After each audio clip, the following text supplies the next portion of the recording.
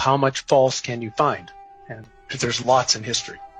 I was looking around the internet and came across the images of the 1893 Chicago World Exposition. And it blew my mind because it looked like ancient Rome in the middle of downtown Chicago. And as I looked at it further, well, here's another one in Philadelphia, here's another one in St. Louis, in Buffalo, in San Francisco. And then as soon as they were done, they tore them all down and threw them in the garbage. That just told me there's something wrong with all of these. The story of the expositions is a gigantic lie. And I think it's so huge of a lie because I think they're right at a bridge point when so many things about the 1800s that seem strange and weird, right as this sort of period ends of unbelievable strangeness, and all of a sudden these fairs spring up all over the world with impossible buildings we're talking about, which are colossal structures. Chicago built 700 acres of fair in supposedly less than 2 years. St. Louis built 1,200 acres of exposition buildings. One of the buildings in Chicago, the manufacturer's building, would house 300,000 people.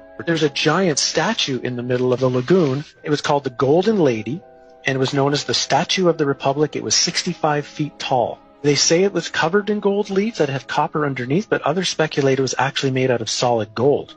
So you're talking 65-foot high, potentially solid gold statue. We're talking giant structures and looking like ancient Rome with towers and domes and columns and the most fine, ornate pieces to them in these record, unbelievable times. Then as soon as they're done, chuck them in the garbage. Like Jackson Park is a swamp.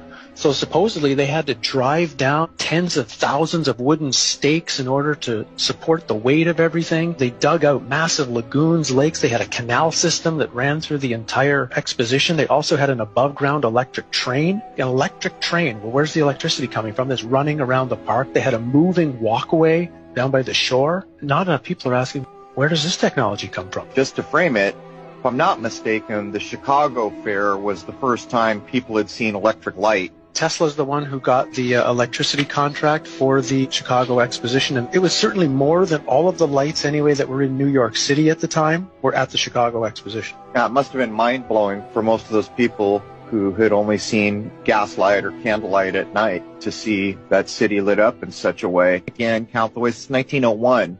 We are told, whether it's true or not, the idea of being able to electrically do anything hasn't been around that long. And this fair is bizarre. This is supposed to be Tesla's fair, where he managed to somehow move electricity from Niagara Falls to Buffalo for the fair. No one's really explained how he actually did that. And at the middle of the fair is a 395-foot-high electrical tower, on top of which, of course, is a female golden statue called the Goddess of Light. And this thing was lit up by, some suggest, 500,000 electric light bulbs. Again, when you look at the photos of this thing, it's just, where do they really get the power from? I mean, think of what it would take today if you had a place with no electricity and no way to pipe it in, the generators that would have to be built. For example, there's a building that went up for the Barcelona Exposition in 1888. It was claimed to be the fastest built building in the world, 5,000 square meters, capacity for 2,000 guests, 600 rooms, 30 apartments, and it was supposed to be built in 53 days. This is supposed to be a time of horse and buggy. The 2-year building times are actually impossible unless the two most likely theories would be either A, they had a technology that they're not supposed to have, and it really was built in that time frame. Even if they built them, they had to build them out of marble and stone in record time, or the buildings were already there. They'd been there for hundreds or thousands of years, fixed up, refurbished, repainted, hence the term whitewashed, which is the term that was used for the Chicago Exposition, which was paint all the buildings with this brand new spray paint that they had just developed to spray paint all the buildings in record time, so you couldn't tell if anything was old or anything was new. How long did these things tend to stay open? When they built these things, supposedly over 2 years, which is the narrative, how long were they there for? About 6 months.